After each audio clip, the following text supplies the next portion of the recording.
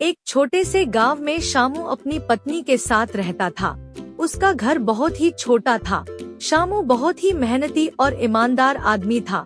शामू दिन भर खेतों में काम करके अपना घर चलाता था। लेकिन शामू के पड़ोस में रहने वाला गोपी बहुत ही आलसी था। वह कोई काम धंधा नहीं करता था और दिन भर घर में ही पड़ा रहता था। शामू की मेहनत की वजह से उसकी खेती बहुत ही अच्छी होती है, जिसके कारण उसके पड़ोसी और गांव वाले भी जलते थे। गोपी और उसकी पत्नी भी शामू की इस सफलता से बहुत जलते थे। सुनिए जी, शामू की खेती इस बार भी अच्छी हुई है। भगवान उसके साथ ही क्यों अच्छा करता है। इस बार की खेती से वो बहुत ही मालदार बन जाएगा। अरे तुम क्यों परेशान होती हो? मेरे होते हुए वो कभी मालदार नहीं बन सकता। मैं ऐसा होने नहीं दूंगा। अगले दिन सुबह उठकर शामू खेती की तरफ जाता है और अपने हरे भरे खेत को देखकर बहुत खुश हो जाता है। शामू की अच्छी मेहनत से इस बार खेती अच्छी हुई थी। वाह, इस बार तो खेती बहुत अच्छी हुई है। इस बार तो कमाई ज्यादा होगी। इसके बाद शामू घर चला जाता है। तब शामू की पत्नी शामू से कहती है, क्या हुआ? इतनी देर क्यों लगा दी आने में? हमारी खेती अच्छी तो हुई है ना? खेती अच्छी नहीं, बहुत ही अच्छी हुई है। लगता है इस बार अच्छी कमाई होगी। इस बार अच्छी कमाई होती है तो हम शेख जी का कर्जा भी उतार देंगे और साल भर का खर्चा भी आराम से निकल जाएगा। ठीक है ना जी? हाँ हाँ, तुम सही तो कह रही हो। चलो खाना लाओ, मुझे बहुत जोर से भूख लगी है।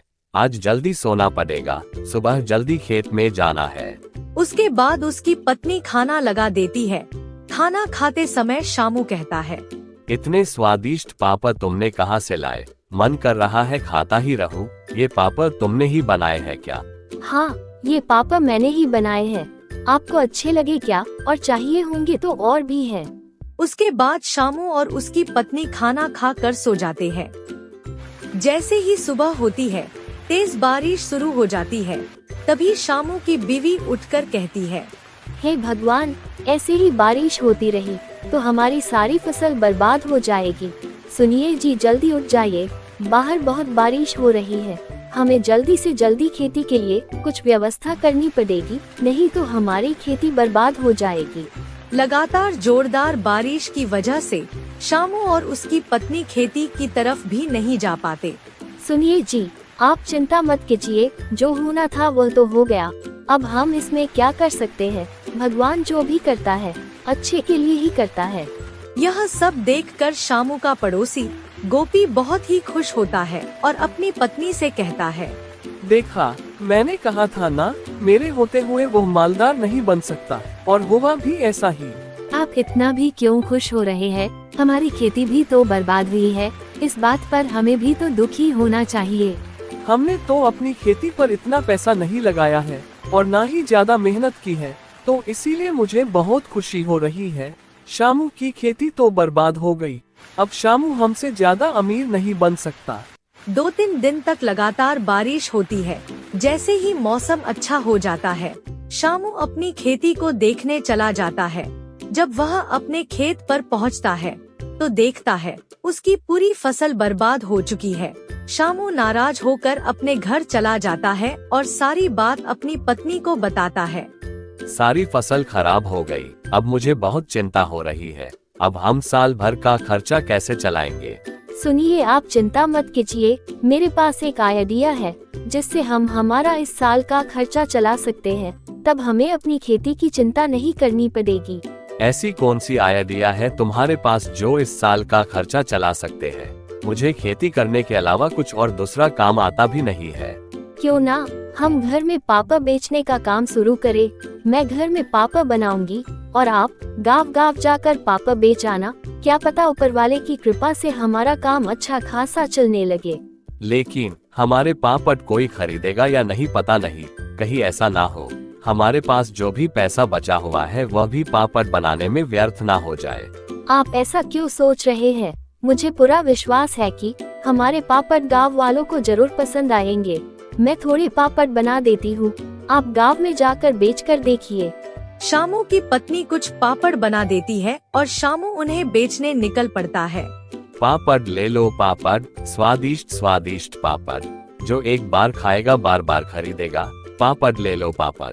तभी एक औरत पापड़ लेने आती है।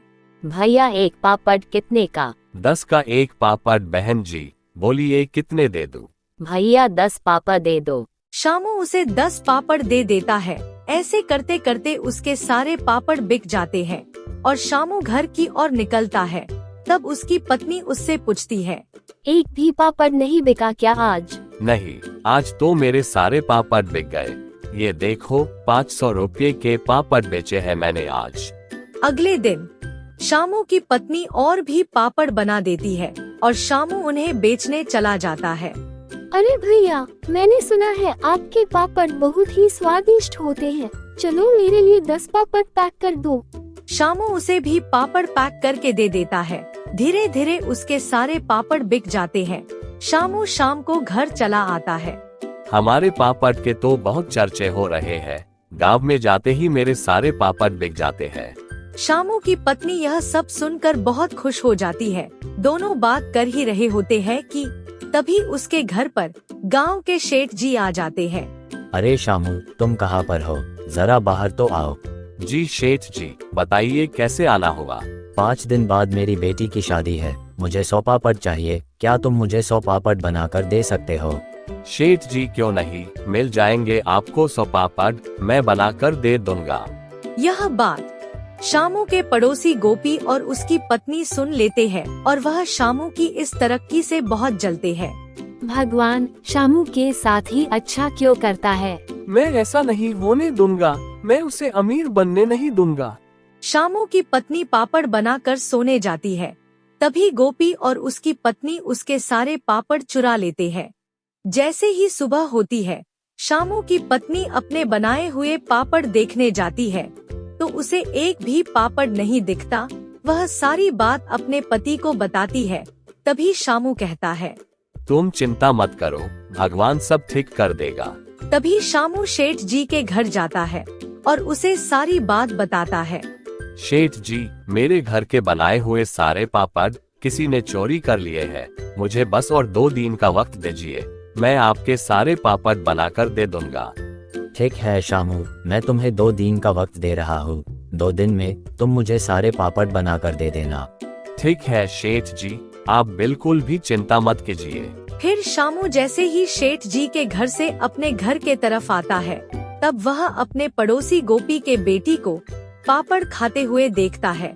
वह उसके पास जाता है और उसे पूछता है, बेटी तुमने ये पापड़ कहाँ से लाए हो? ये पापड़ मुझे पापा ने दिए हैं। हमारे घर में और भी ज्यादा पापड़ है। शामू यह सारी बात अपनी पत्नी को बताता है। तब उसकी पत्नी कहती है, सुनिए जी, आपको ये बात शेठ जी को बतानी चाहिए, वही हमारे साथ न्याय करेंगे। अपनी पत्नी की बात मानकर शामू शेठ जी के पास जाकर सारी बात बता देता है। शेठ जी अपने एक नौकर के साथ गोपी के घर जाते हैं और छानबीन करने पर उन्हें शामू के सारे पापड़ मिल जाते हैं। यह क्या है गोपी, तुमने शामू के पापड़ क्यों चुराए? मुझे माफ कर दीजिए शेठ जी, मेरे अंदर ईर्ष्या आ गई थी, इसलिए मैंने शामू के सारे पापड़ चुराए। आज के बाद मैं चोरी नहीं करूँगा, मुझे माफ कर दीजिए। नहीं, यह माफ करने लायक काम नहीं है। फिर भी मैं तुम्हें एक बार माफ कर देता हूँ, पर याद रखना दोबारा चोरी की तो मुझसे बुरा कोई नहीं होगा। अब गोपी को अपने किए पर बहुत पछतावा होता है और शेठ जी उसके घर से शामू के पापड़ लेकर चले जाते हैं और शामू को दे देते हैं। शामू और उसकी बीवी बहुत खुश होते हैं क्योंकि अब उनका पापड़ का कारोबार काफी अच्छा चल रहा होता है। इस कहानी से हमें यह सीख मिलती है कि हमें कभी भी चोरी नहीं करनी चाहिए और ना ही दूसरों से ईर्ष्या करनी चाहिए। मेहनत और लगन से काम करने वालों को सफलता जरूर मिलती है। वीडियो को लाइक और चैनल को सब्सक्राइब करना ना भूले।